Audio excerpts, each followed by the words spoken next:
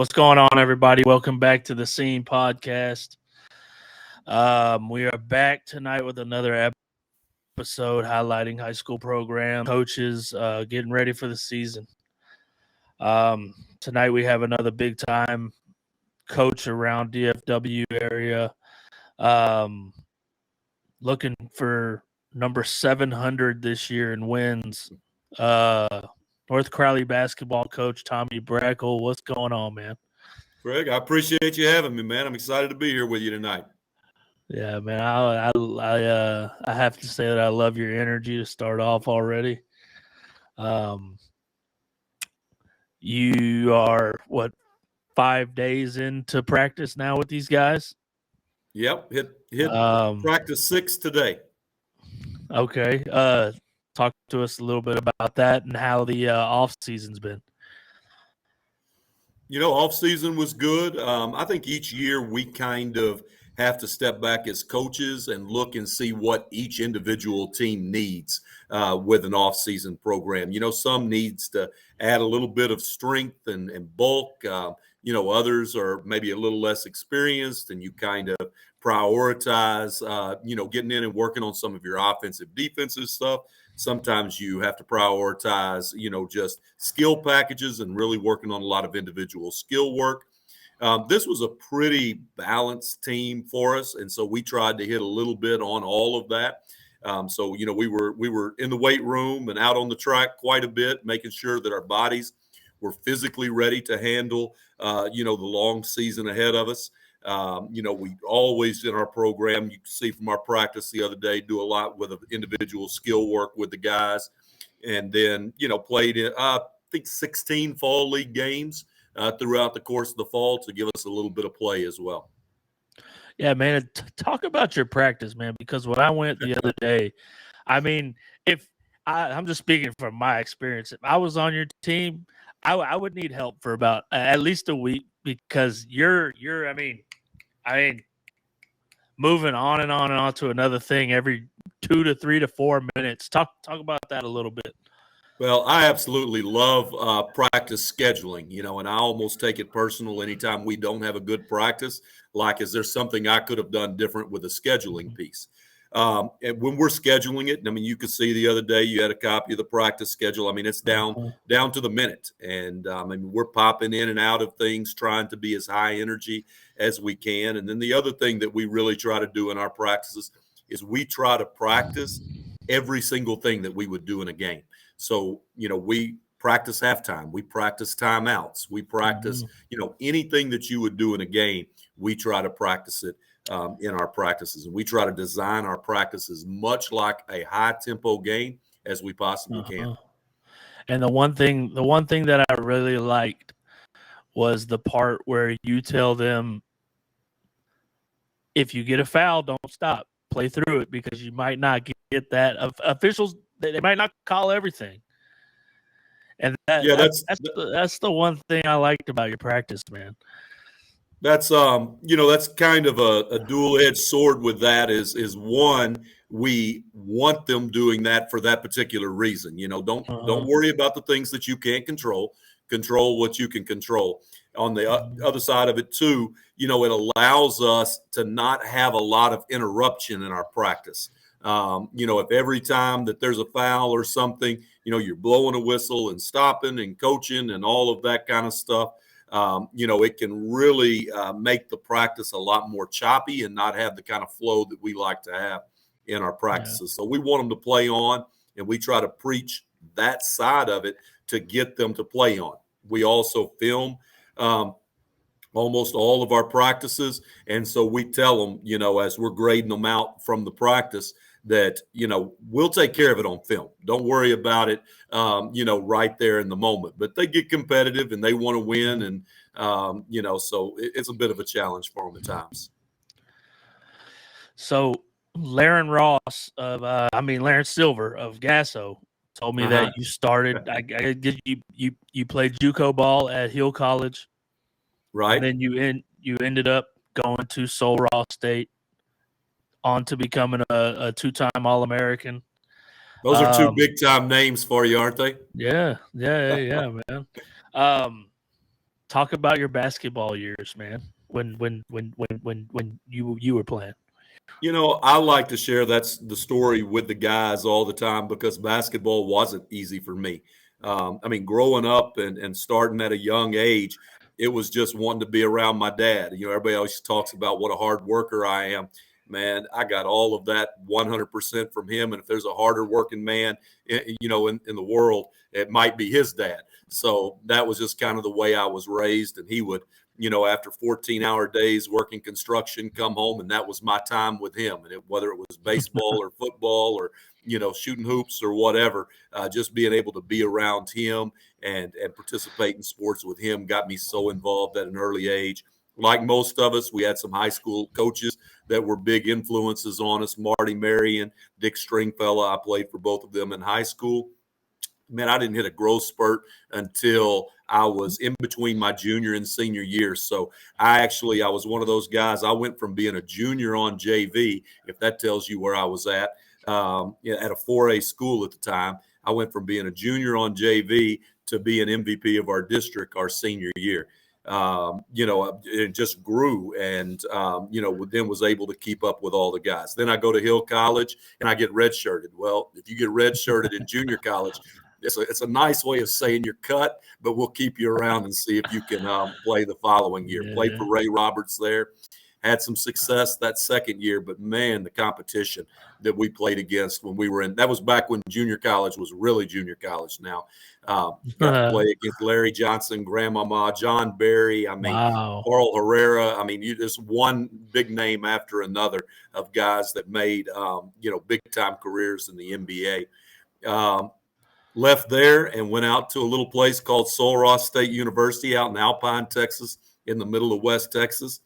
And, it was kind of got an opportunity to go out there and play where I could. And then, I'd been used to playing against all these big names and everything. Well, I get to play in some NAIA basketball, and my confidence was just through the roof. Ended up averaging about 28 a game, for a couple of years there. And, was a two-time All-American. So, but nothing really came easy. It was just kind of ebbing and flowing constantly. With my basketball career. And so I talk to our guys all the time about perseverance. And if it's something that you really want to do, we can find a place for you to go play. So was coaching always what you wanted to do, or did it just fall into it, or what? I knew being a part of athletics, a part of sports, and eventually a part of basketball was what I always wanted to do. Yeah. What that looked like, I really didn't know. Again, my high school coaches kind of laid that foundation, and I didn't even know that they had laid it. After I got through with Sul Ross, I had a couple of opportunities to go overseas and play. It wasn't for any money to amount to anything. And so I had to make the choice of whether I was going to, go over and play for peanuts or get started with my career. And so it was a tough decision, but went ahead and got started with coaching right out of college and haven't ever looked back.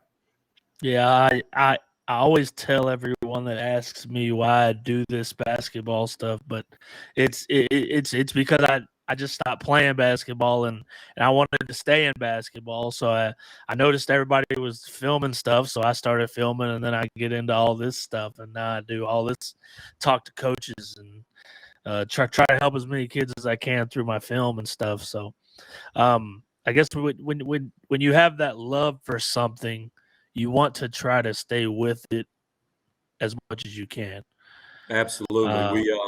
We tell our guys all the time, and I usually do this in a parent meeting. I take a basketball and I drop it, and and then it bounces, and then it doesn't bounce quite as high the second time, and doesn't bounce quite as high the third time, and eventually comes to a stop. And I ask them what that means to them. And, it basically is the basketball is going to stop bouncing for all of us at some point. And once it did, what have they gotten from the game? What have they gotten from being a part of North Crowley basketball? And I love that analogy because, I feel like my basketball is still bouncing right now, and I still have a platform to, help affect lives. And, I just want to use every minute I possibly can of it to stay a part of the game. Definitely, man. So you're going into year number 24 at North Crowley. Talk about that. Yep, just finished up 24. This is Oh, you're year 24, 25 right 25. here, 25th anniversary. Man, I can honestly tell you when I started out, I didn't see me, as just being a lifer here. But I absolutely love North Crowley. I absolutely love the community. Um, had several opportunities along the way, and just this is where I want to be.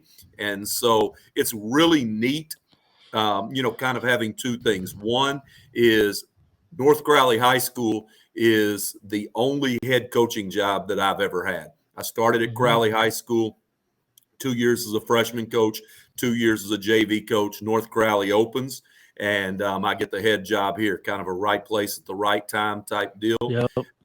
But also, I'm the only head coach that North Crowley has ever had opening the school, Mhm. and so just to have your thumbprint on everything in the entire history of a program is really kind of cool. So I'm going to do it as long as I possibly can and at the level that I possibly can, highest level I possibly can. But going to do it right here at North Crowley as well. And have you changed anything at all? The way you coach, the way you talk to kids, how hard you work with them, stuff like that. Have you done that stuff? Yeah, I hope one thing that hasn't changed is my passion and my work ethic, and what I put in for those kids. But I'm one that is a firm believer in reflection of what you do on an annual basis and how you can do things better. So hopefully our program is consistently evolving into a better program and changing with the times. When you don't change with the times and the type of young men that you're trying to coach, then that's when you get Mhm. kind of left behind as a coach. And I'll tell you one thing that really did help me in that evolution as a coach was just having kids of my own. When I first got into it, I was hard line. It was my way or the highway. And, probably lost some kids along the way where I could have been a difference maker in their life because it was here's the bar, here's the standards, you make it, you meet it, or you can go find somewhere else to play. And I really thought that was the way to win games. Somewhere along the way, and having kids of my own, I felt like that there could be a fine medium between having extremely high expectations for them but having high empathy as well. So many of our Mhm. kids nowadays go through so very much, especially in our area. And so to not have empathy for what they're going through or the challenges that they have at home or the baggage that they bring to school and to the practice with them every day, you end up losing an opportunity to affect some of their lives. But if all you have is high empathy without high expectations, that's the point when you become an enabler and you are enabling them not to achieve their highest goals. So we kind of have a saying in our program, and it's we're going to understand and we're going to love you, but we're still going to hold you to real high expectations. And Yep. that's kind of what we live by right now. Not quite as quick to pull the trigger and dismiss somebody for the team, and try to just affect as many lives as we possibly can in a positive way. Yeah, man, that's big time. Before we get into records and accolades, because we're going to spend a lot of time on that, because this is your 25th year. So it's been adding up pretty good. Um, Usually, like I know when I was in high school, it was always a football coach. The head football coach was always the athletic director. You being the head basketball coach and the athletic director, you're obviously you have to keep your eyes on everything that has to do with athletics. How do you manage that? Yeah, you work twice as hard. I mean, it's like working Yeah. two full-time jobs is what it is. But one thing that I've enjoyed about being in athletic administration is I've got a philosophy that it's not football that's the most important sport at North Crowley High School, even though I'll give you a little plug here. We're doing awesome. 9-0 this year, That's undefeated, good. ranked 19th in the state. Got a really, really good team. Um, it's not boys basketball that's the most important sport in the school, even though that's my love. Sometimes I have to put that athletic director, athletic coordinator hat on and, realize that the most important sport in the school is any sport that a kid participates in. The most important sport to a tennis kid and a tennis parent is not boys basketball, it's not girls basketball, it's not football, it's the tennis program. And so the decisions that you make have to evolve around, giving every athlete, every student athlete, an opportunity to be successful in the school. And that can be a balancing act sometimes.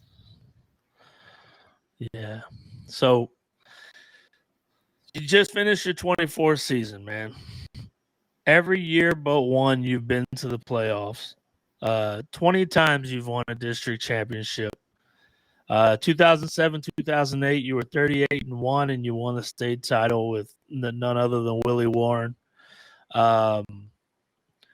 Consensus public national champion for public schools. Only one time have you had double-digit losses, which is incredible. Especially with the schedule we play. Yeah. So I need you to tell me how do you continue the longevity of excellence around that basketball program, man? Well, I'll tell you first and foremost is putting good people around you. I've had some amazing assistant coaches that have been here with me for a long time. Once, that first wave of coaches kind of started to fade out and they got into administration or, kind of got towards the end of their career, it was just about time to start hiring some of my ex-players. I've had, I think, 7 or 8 ex-players come back and coach for me somewhere in the program at some level. So they know what it's about. It means something to them. They care about it. So first and foremost, just having good players who are committed to the process, who are committed to being a part of the family, committed to taking that torch of success that so many have carried along the way and taking it and carrying it themselves. All of that kind of stuff combined has really helped just kind of add to the consistency that the program has been able to have. We've got a saying that, that tradition doesn't graduate and, everything, but it does have to be earned. And so, that's kind of what we live by. And, this year's team's no different. They're ready to take that torch and carry it on and, hopefully get district championship number 21 and 24th year to the playoffs and, 24th, 20-win season, all of that. So they're excited about it. Yeah, I just find it absolutely nuts that you've been to. You've done a lot. That's a lot, man. And my hat's off to you to be able to do that every year because a lot of people can't do that every year. Changing up kids coming in and out, graduating, you're getting new kids in. It's absolutely amazing. Craig, a little bit more specific to your question. We're going to defend, and again, you were in our practice the other day. You could see it. Yeah, we're going to defend, and we're going to play extremely hard. And if you get at the kind of athletes that we have here, if you get them to buy in and defend and play hard and believe in themselves and believe in what you're trying to teach them, then you can win a lot of games consistently that way. And then the years that you have a little bit more talent, maybe you're making that little bit deeper run than normal in the playoffs. So talk to me about 2 of your guys, one being Willie Warren, who was on the state team, and the other one being Keith Langford, who you got when he was a sophomore, Right. from what I read. Talk about those 2 guys. Man, they're 2 just great examples of all the amazing young men that we have had here and come through our program. And, so many Division I athletes, basketball players that have had success even after they've left North Crowley. But those 2 kind of were bookends of the first decade of North Crowley basketball. And when you talk about consistency, when you talk about tradition, there has to be that start for all of that to happen. When you've got a young man like Keith Langford that comes over with you, we were both at Crowley High School when the schools split. and Keith and a kid named Cornell Jones that played at Tarleton State. I think heck, he played in a couple of Final Fours in Division II basketball at Tarleton State. Clarence Williams was on that original team. They all came over with me after their freshman year as sophomores. And, Keith was a young man that just never quit improving. Every time you walked in the gym, he was better. He would leave for summer basketball. He would come back better. Just a kid, had a great family support at home, played for West Grandstaff at the time in Team Texas. Okay. And he just really helped with the help of those other guys get everything started for us.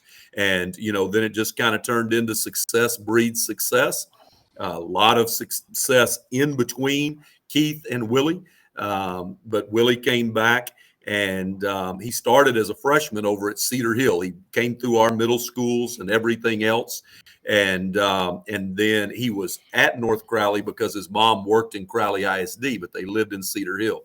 Then she took another job, and I think in Mansfield at the time, and they said that he couldn't come to school here because she no longer worked here. So I lost him for a year, and then he came back his sophomore year. And, Willie's accolades here in high school speak for themselves. By the time he was all said and done, he was a McDonald's All-American, Jordan Brand All-American, Parade All-American, Texas's Mr. Basketball, and, was a big part of that 38-1 state championship team. And so with all the accolades that we've already discussed, man, we're going to discuss another one. I'm sure the number has risen now, but from what I was reading, it said 92 kids that you've coached have signed a letter of intent to play at the next level. I'm sure that number's gone up since last year. But tell us about the happiness that it brings you when you get when a kid comes through your program and has a chance to play at the next level. Greg, I'm going to answer your question, but I'm going to start it by saying, man, I just love for our kids to go on and be successful. Whether it's in basketball, whether it's, like I said, I've got, a handful of them that are back in coaching. Some of them just go on and get their degrees or, a master's here, a doctorate's there, and inviting you, to weddings or, hey, coach, man, this is my son. I want you to meet him. Hey, this is Coach Brakel. I mean, it's just having them back in the gym. We probably had 15, 16 guys the other night at that first practice, ex-players, just in and out of the gym the entire time. So we really want that family type atmosphere, and feel like that as long as I'm here, that they're a part of a family. And, now when they do get a chance to go on and play basketball, we're extremely proud of them. And because I was a small school player, it doesn't have to be the University of Kansas, Oklahoma, TCU, Michigan State, all these big time places where we've had kids. I mean, we're proud of all of them. I talked about Cornell Jones and Cornell Jones playing at Tarleton State. Cornell, I mean, that was like part of my heart right there. I mean, they told him he wasn't good enough or big enough to play in college. And, and I said, you keep measuring the size of his body instead of the size of his heart, because instead of the size of his fight in him. And, by the time he left, I think he started out on like just a meals and used book scholarship. And then he leaves there having taken them to 2 Final Fours and team captain and full scholarship and everything else.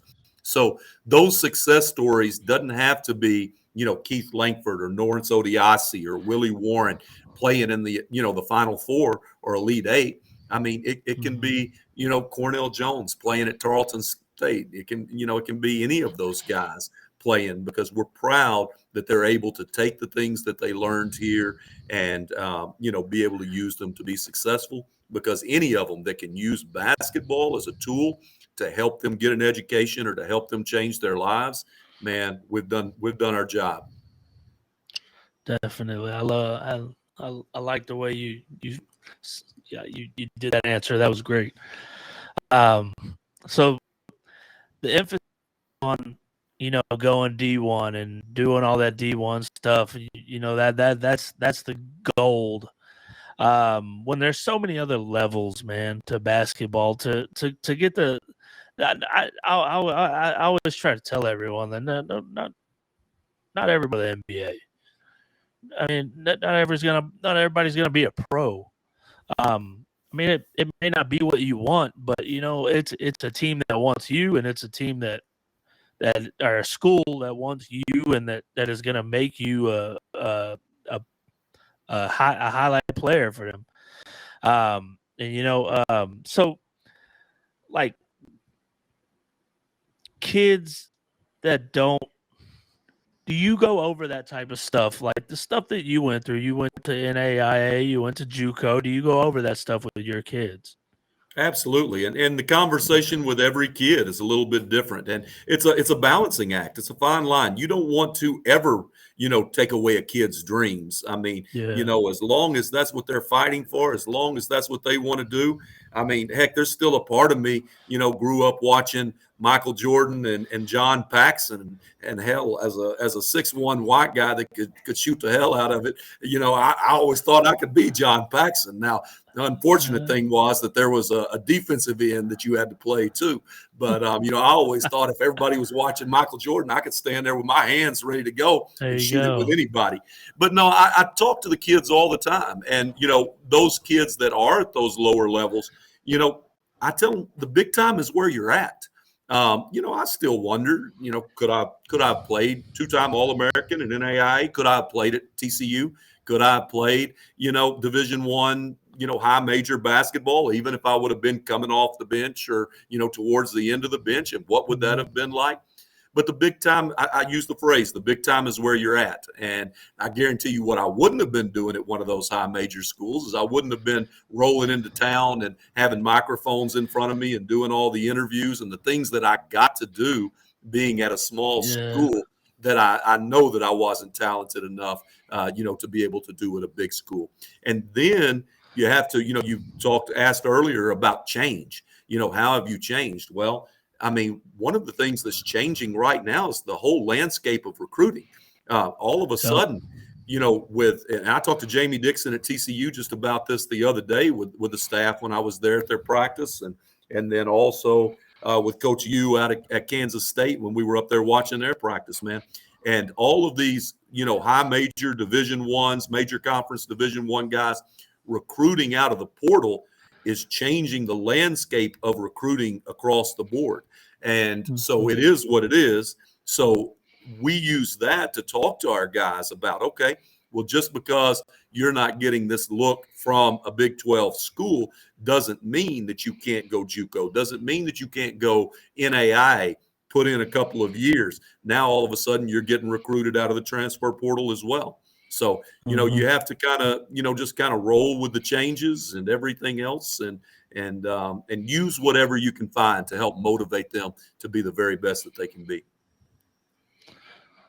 With doing how much you do with basketball and being the athletic director and everything, how do you split your time between family and that stuff? Well, if you ask them, they'll tell you a lousy job of it because I'm still up here at 8:30 at night, doing a podcast with Craig Smith. So, no, I mean, they know I love it. And, my wife knew that getting into this thing, that it was a passion of mine and that when I'm all in on something that, that I'm going to pour all of myself into the success of that.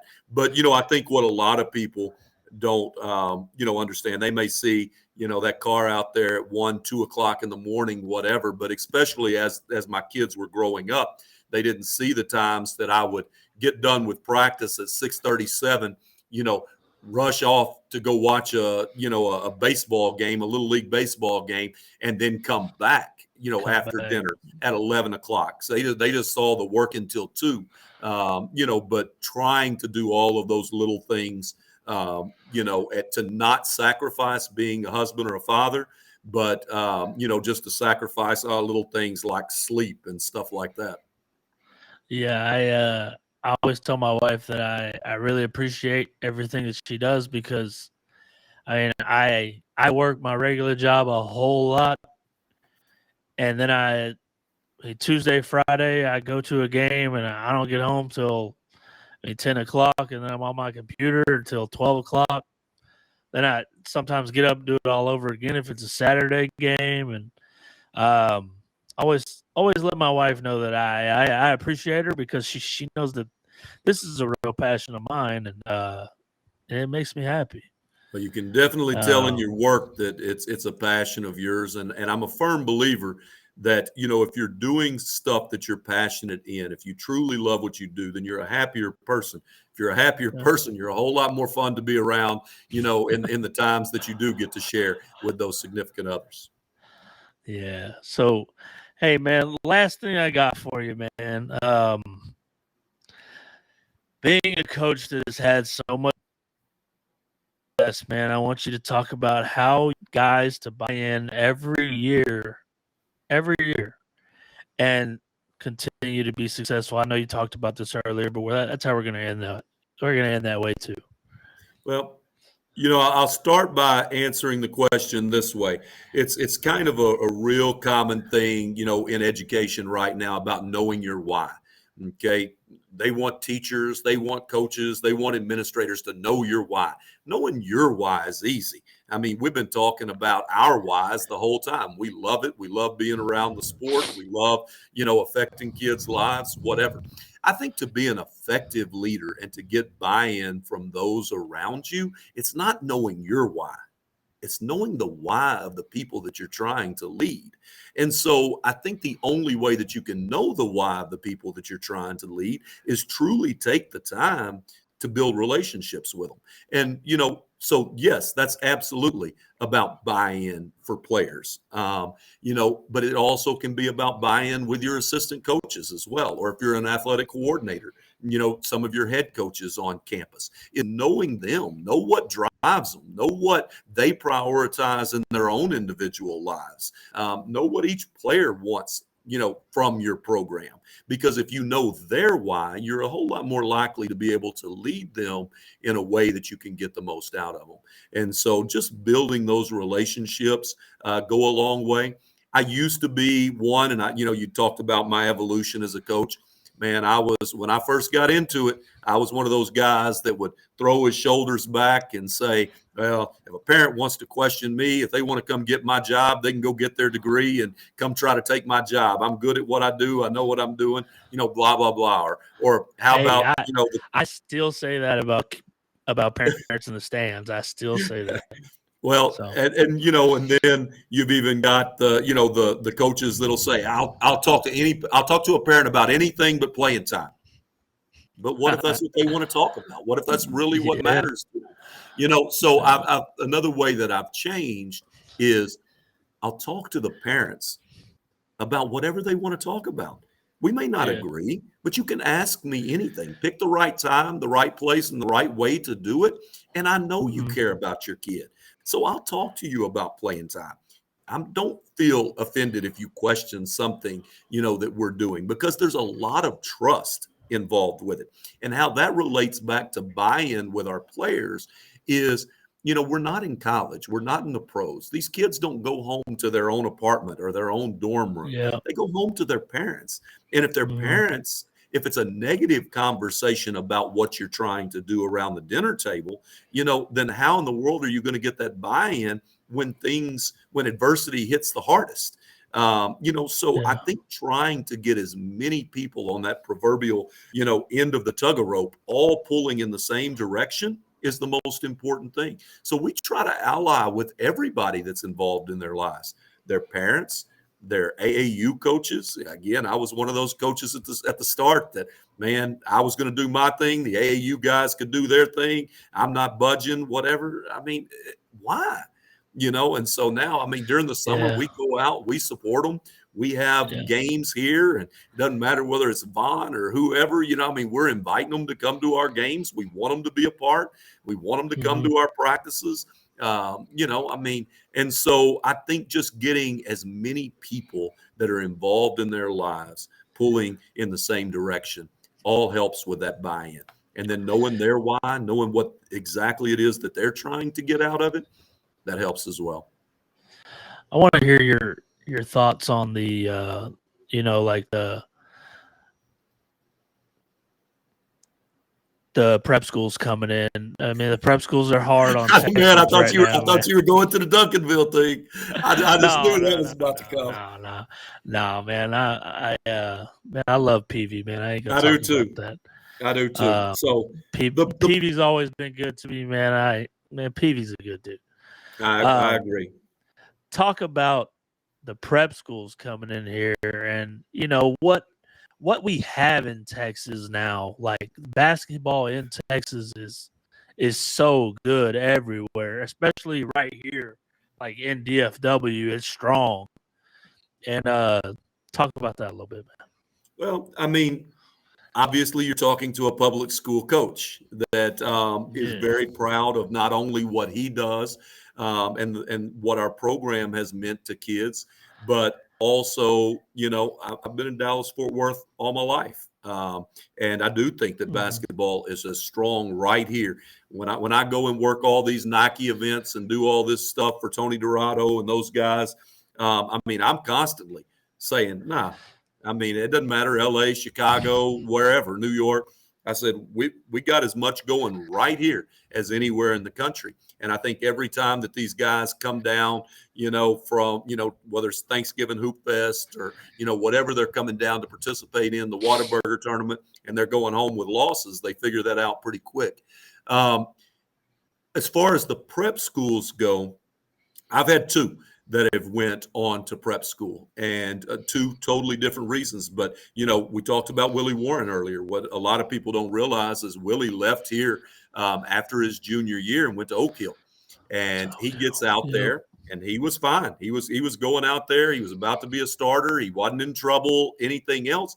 But he got out there and he realized he didn't have to be in Oak Hill to have good basketball. And Oak Hill is an amazing prep school, but they were teaching the same thing and giving him the same opportunities that he was getting right here at home. So why not do that in your own hometown, in your own community, with your own friends? Why not have a senior prom? Why not, have senior homecoming? Why not be a part of something special? Why not be Texas's Mr. Basketball? I mean, there's so many opportunities for you if you're in the right program right here that you don't have to go off somewhere else to do it. And I think that's what a lot of those guys are learning. And I think, even like Grant Sherfield was the other one that went to Sunrise. Yep. And I understood why Grant went. Grant went to Sunrise because he was about to go off to, when he was here, he was signed with UCLA, or he was committed to UCLA. Yep. And his parents were about to ship him off, all the way across the country with nobody in Los Angeles, and they felt like him being away from home, way away from home, and having some family in Wichita, was an opportunity to get him to grow a little bit, not be right there to their thumb before they sent him off to LA. Yeah. But I think even Grant would tell you, and these are not knocks on what some of these prep schools provide. It's more of just saying that the things that their local high schools, a lot of them are providing, are just the same, and if you're going to be great, you're going to be great. And, exactly. It can be right here at North Crowley just as easy as it can be at Oak Hill. So talk a little bit about Nike, man. When did y'all become a Nike elite school? We have been a Nike elite school for 22 years now, 22 of the 24. And it was the craziest thing. We talked about Keith Langford earlier, but Keith was playing for West Grandstaff at Team Texas. George Raveling at the time was working for Nike in that capacity, the one that Tony Dorado is kind of working in now. And West Grandstaff and Charlene Taylor, Keith's mother, brought George Raveling, who was in town, by to watch a North Crowley practice. He watched our practice and kind of stuck around a little bit. And he asked me afterwards, he said, "Are all your practices like that?" And I said, "Yes, sir." And he said, "You mind if I come back tomorrow. And I think we were having a Saturday practice. And I said, sure, you're welcome. Anytime. Well, our practices are always open. And he came back, the next day, had another practice like that. And he said, we're just getting started with this Nike Elite High School, promotional stuff. He said, we'd like for you to be a part of it.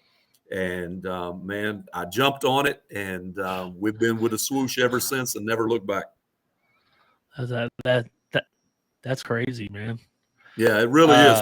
We were on the front end of it. I think the first year that we were involved with it, I can't remember the number for sure. Seems like it was 26 schools nationwide or something like that. It wasn't very many. It was pretty proud of it for sure. So you had the first year of the Cowtown. What was it? 4 years ago, 5 years ago? Yes, sir. And then the next year you have it, and you have a whole new gym. Your gym is immaculate, man. Thank you. And I think a lot of I think a lot of schools have followed in your steps of your gym. And you said that you got to kind of design it, right? Yeah, the entire thing, which wasn't typical of what Crowley ISD had done in the past. And they let me do everything from the floor design to the color of the tile in the foyer. So I joke and say anything that was screwed up, it was my fault too, though. Yeah, man, I gotta compliment you on your gym, man. Your gym is beautiful. Man, Thank you. I guess everything got extended out too, huh? I mean, it's way bigger. Yeah, out and up. We went from about 1,300 to just over 2,000 seating wise. But the foyer, I don't know if you were able to walk through the weight room. I mean, it's a collegiate style weight room, media room, everything else. It's really amazing what they did, and Crowley ISD really did it right. I've been in the media room because that's where y'all put the food during Cowtown. The good food, that's right. And speaking of Cowtown, man, that's in 2 weeks. Yes, sir. It's been a great event every year. Thank you. Especially the first year. I mean, I think the first year was Jemias. I'll never forget that game. Jemias Ramsey versus Tyrese Maxey. Absolutely crazy. The atmosphere was just unbelievable. Yeah. I mean, those first couple of years, I mean, really were just amazing. The 2019 year, I mean, and that 2019 class that came through, wow. I mean, it was just one eventual NBA guy or high major guy after another that was coming through the gym. And I mean, the event started, and we kind of lucked into it just a little bit. We decided we were going to try to host an event on the same year that the UIL gave us as public school coaches our 2 games back. So we used to could schedule 21 games and 3 tournaments, and then they took 2 games away from us. So we went from 19 games and 3 tournaments. And then that year that we started the Cowtown back up, they gave us our 2 games back. And they also went from the first game being played on a Monday to being able to play it on a Friday. So every school in the state, every public school in the state, were looking for 2 games and all had the exact same date open that first weekend. So we just started calling, DFW coaches, and I promoted it as, that this was not about the money. This was not about, anything else that, some other, people do when they host events. This was about promoting the amazing basketball programs, basketball players that we have right here in the DFW area. So I wasn't getting anybody from Houston. I wasn't getting anybody from out of state. And all of that was intentional. It was DFW basketball for DFW basketball coaches by DFW basketball coach. And that's what I wanted to do for the area. Yeah, and I think one of the biggest things that changed that whole event was the shot clock. Yeah, that's right. And then they gave us for a couple of years, they gave us an opportunity to, throw the shot clock in there. And so that was that was something neat. Most people don't know, but I mean, I have been working with and pressuring the UIL for about 4 years now, ever since we started the shot clock there. And I think we're getting really close. I really do. I think it's just a matter of time. It's Before we get the it's shot coming clock. to the SPC this year. It is coming, and I think UIL is right behind it. I think we were real close when the NFHS said that they would let the states individually decide. But right about as all that was happening, and NFHS was saying that, this little thing called COVID hit. And, the UIL had a whole lot more on their minds and challenges to deal with than whether or not we were going to do a shot clock in basketball. But I've made a proposal to start it at the 5A and 6A level. And, I've done things like had letters from USA Basketball, high major college basketball coaches, FIBA basketball, all of this talking about the positives to playing the game with a shot clock and how it helps grow the game. And it grows it, Craig, in so many ways. It grows it because it makes the players better. It makes the players' basketball IQ better. It makes the coaching better. Everybody thinks it's just about speeding up tempo of the game. It's about regulating the tempo of the game, not speeding it up, because some coaches are going to speed it up if there's not a shot clock. But if there's a shot clock, they may change what they do a little bit. They may start in a zone press, get you deeper into the shot clock, and then switch man to man.